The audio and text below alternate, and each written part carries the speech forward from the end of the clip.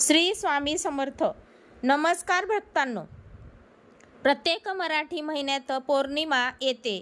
पौर्णिमेपर्यंत शुक्ल पक्ष चालू असतो आणि पौर्णिमेच्या दुसऱ्या दिवसापासून कृष्ण पक्षाला सुरुवात होते. आजच्या या व्हिडिओमध्ये मी तुम्हाला दर पौर्णिमेला करण्याची एक अत्यंत प्रभावी सेवा सांगणार आहे.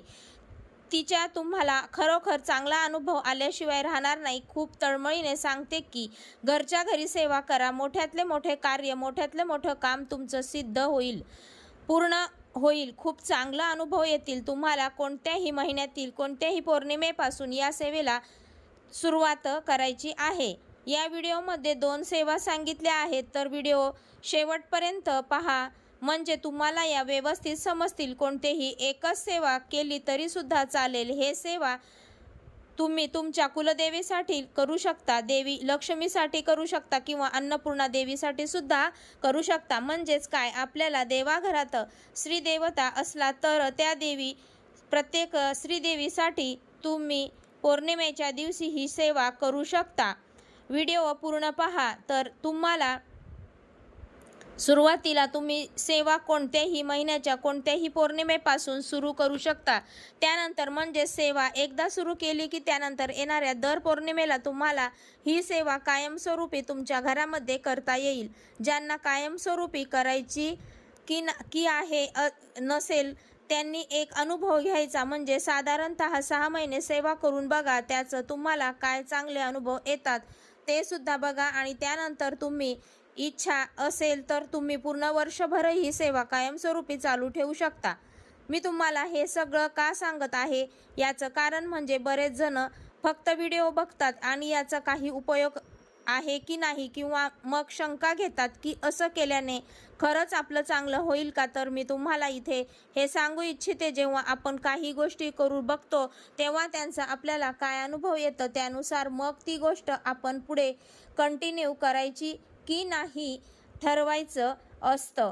प्रत्येकाचे अनुभव वेगळे सुद्धा असू शकतात. आपल्या कुळाच्या आई म्हणून आपण त्यांची सेवा पूजा करत असतो, पण नक्की तुम्ही दर पौर्णिमेला ही सेवा करत जा.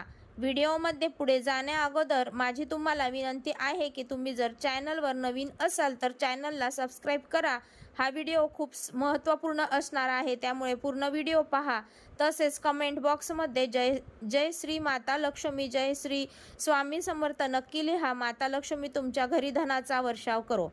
तर या सेवेचा नेमका विधी काय आहे हेही तुम्हाला मी या ठिकाणी व्यवस्थित समजावून सांगते. पौर्णिमेच्या दिवशी एक चिमूटभर कुंकू घ्यायचा आहे. हे कुंकू हळदीपासून बनवलेलं असेल तर अतिउत्तम, कारण हळदीपासून बनवलेलं कुंकू शुद्ध मानलं जातं. तर तुमच्याकडे ते नसेल तर तुम्ही बाजारातून ते विकत आणू शकतात.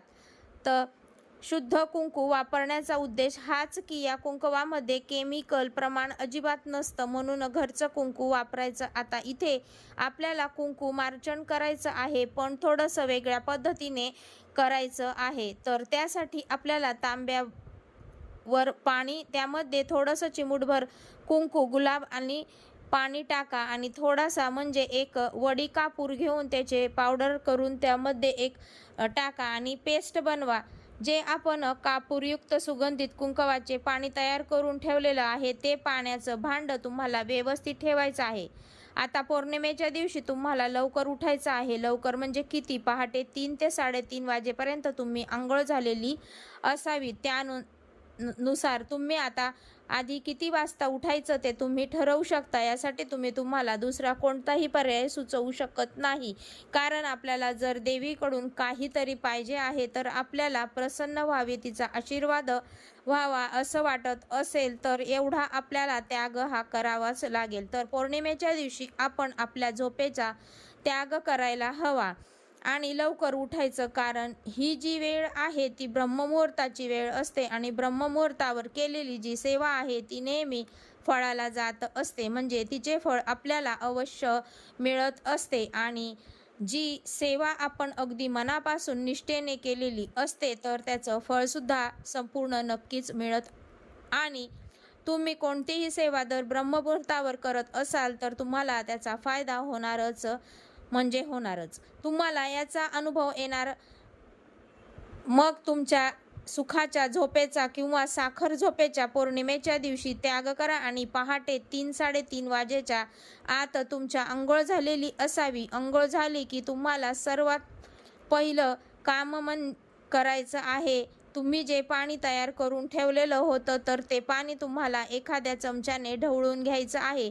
त्यानंतर तुमच्या देवघरातल्या सर्व देवी देवतांना तुम्हाला व्यवस्थितपणे स्नान घालायचं आहे आणि त्यांना देवघरामध्ये स्थापन करायचं आहे. त्यातल्या त्यात एक फक्त कुलदेवतेचा टाक असेल किंवा मग पौर्णिमेच्या निमित्ताने तुम्हाला सर्व श्री देवांना या पाण्याने स्नान घालायचं असेल तर त्या देवतांना तुम्ही एक एक करून स्नान घालण्यासाठी घेऊ शकता. त्यानंतर काय करायचं आहे, जे कुलदेवीची मूर्ती असेल किंवा टाक असेल किंवा तुमच्याकडे श्रीयंत्र असेल तर ते तुम्ही भांड्यामध्ये ठेवायचं आणि त्या चांदीच्या, तांब्याच्या किंवा मग पितळेच्या तांब्यातून या पाण्याचा तुम्हाला या मूर्तीवर अभिषेक करायचा आहे. टाका मूर्तीवर किंवा मग श्रीयंत्रावर करायचा आहे. जसं कुंकवाच्या पाण्याने म्हणजे कापूरयुक्त कुंकवाच्या सुगंधित पाण्याने देवी देवतांना स्नान घालायचं. स्नान घालत असताना एक अतिशय प्रभावी आहे तो सुद्धा तुम्हाला म्हणायचा आहे.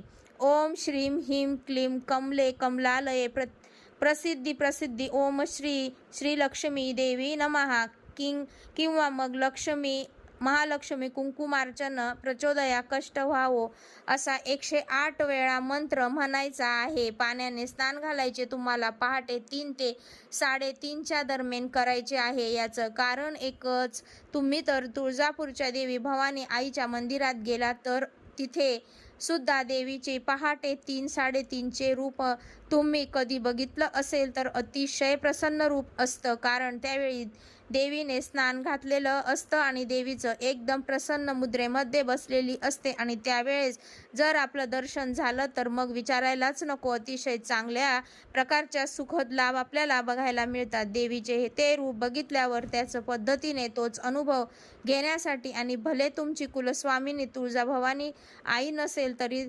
कोणतीही असेल तरी तुम्हाला सुरुवातीलाच पर्याय सांगितले की कुलस्वामिनी देवी लक्ष्मी अन्नपूर्णा माता, तरी या सर्वांसाठी म्हणजे या सर्व श्रीदेवतांसाठी हा विधी आपल्याला पौर्णिमेच्या दिवशी करता येतो. आता ही पौर्णिमेची कुंकुमार्चन सेवा तुम्ही नक्की करा. योगायोगाने तुम्ही पौर्णिमेला लवकर उठलेच तर आहात. तुम्हाला ज्या काही तुमच्या पौर्णिमेच्या पूजा सेवा करून घ्यायच्या असतील तर ते सुद्धा पौर्णिमेच्या दिवशी करून घ्यायचे आहेत.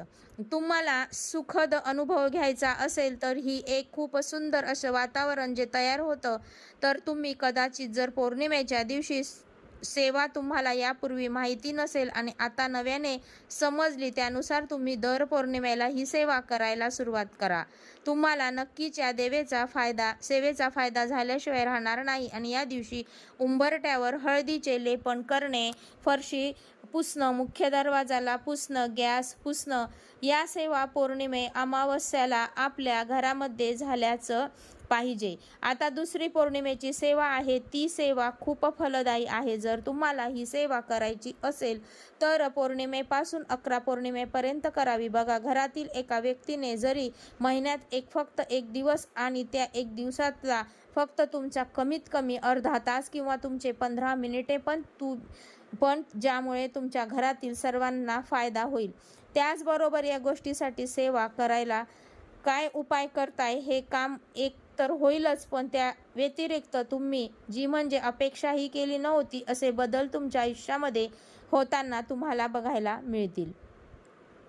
जसं जसं महिन्यात जाईल तसं तुम्हाला विश्वास होणार आहे, एवढं तुमच्या घरामध्ये बदल होणार आहेत, तुम्हाला बघायला मिळणार आहेत. 1 वर्षानंतर तुम्ही बघाल की 1 वर्षापूर्वी माझं आयुष्य काय होतं आणि 1 वर्षानंतर मी आता कुठे आहे.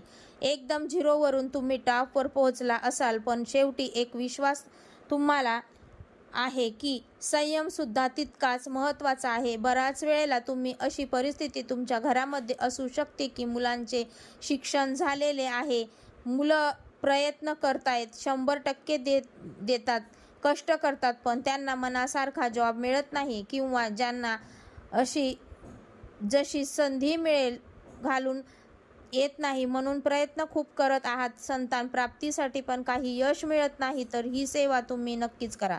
याचा अनुभव तुम्हाला नक्कीच येईल. स्वतःचं घर होण्यासाठी प्रॉब्लेम येत आहेत. ज्या काही समस्या आहेत त्या बेसिक गोष्टी मी तुम्हाला सांगितल्या, पण त्या व्यतिरिक्त अजून सुद्धा काही समस्या तुमच्या लाईफमध्ये असतील की ज्या तुम्ही कोणाशीही शेअर करू शकत नाही, पण त्यातून तुम्हाला बाहेर पडायचं आहे. तर तुमच्या घरातील, तुमच्या संसारातील किंवा तुमच्या कौटुंबिक घरामध्ये ज्या काहीही समस्या असतील ते प्रत्येक समस्येतून मार्ग काढण्यासाठी, त्या प्रत्येक परिस्थितीतून बाहेर निघण्यासाठी किंवा तिथे तुम्ही हरवलेले आहात, जेव्हा काहीच कळत नाही, आपलं डोकं चालत नाही, यातून मी पुढे कसं निघू, तर परिस्थितीमध्ये सुद्धा तुम्ही हा उपाय करून बघा. तुम्हाला खूप चांगले रिझल्ट मिळतील. कोणत्याही महिन्यातील कोणत्याही पौर्णिमेपासून सलग 11 पौर्णिमे तुम्हाला हा सेवा करायची आहे. फक्त पहिल्या पौर्णिमेला संकल्प करायचा, पहिल्या दिवशी संकल्प करायचा. संकल्प हा एक पहिल्याच दिवशी आणि एकदा करायचा असतो, तर परत परत करायचा नसतो. घरातील कोणत्याही महिलेने तुमच्या देवघरामध्ये कुलदेवीची मूर्ती असेल किंवा कुलदेवीचा टाक असेल किंवा कुलदेवीचा फोटो असेल, तर पौर्णिमेच्या दिवशी सकाळी देवपूजा करताना जे कोणी देवपूजा करत असेल त्यांना कुलदेवीचा टाक व किंवा कुलदेवीच्या मूर्तीवर अभिषेक करून घ्यायचा आहे. फोटोवर अभिषेक केला जात नाही, म्हणून फोटो स्वच्छ पुसून घ्यायचा. देवघरामध्ये जिथे त्याची जागा आहे तिथे ठेवायचं. कमीत कमी सकाळी पहाटे पण तुम्हाला 16 वेळा कुंकुमार्चन सेवा करून घ्यायची आहे. कुंकुमार्चन करताना देवीचा मंत्र म्हणावा, ओम ऐं ह्रीं क्लीं चामुंडाय विच्चे. एखादी वेणी किंवा गजरा किंवा एखादे लाल फुलं पौर्णिमेच्या दिवशी आवर्जून कुलदेवीला अर्पण करायचं आणि काहीतरी गोडाचा नैवेद्य दाखवायचा. खीर बनवली असेल तर अतिशय उत्तम, आणि कारण देवीला खीर अतिशय प्रिय आहे. पण बाकी काही खीर करणं तुम्हाला जर शक्य नसेल तर तुम्हाला ते वाटतं काहीतरी गोडाचा नैवेद्य तुम्ही दाखवला तरी सुद्धा चालेल. सकाळी देवपूजा झाल्यानंतर तुम्ही ओटी भरली तरी सुद्धा चालू शकते, किंवा दिवसभरामध्ये तुमच्या वेळेनुसार कधीही तुम्ही ओटी भरू शकता.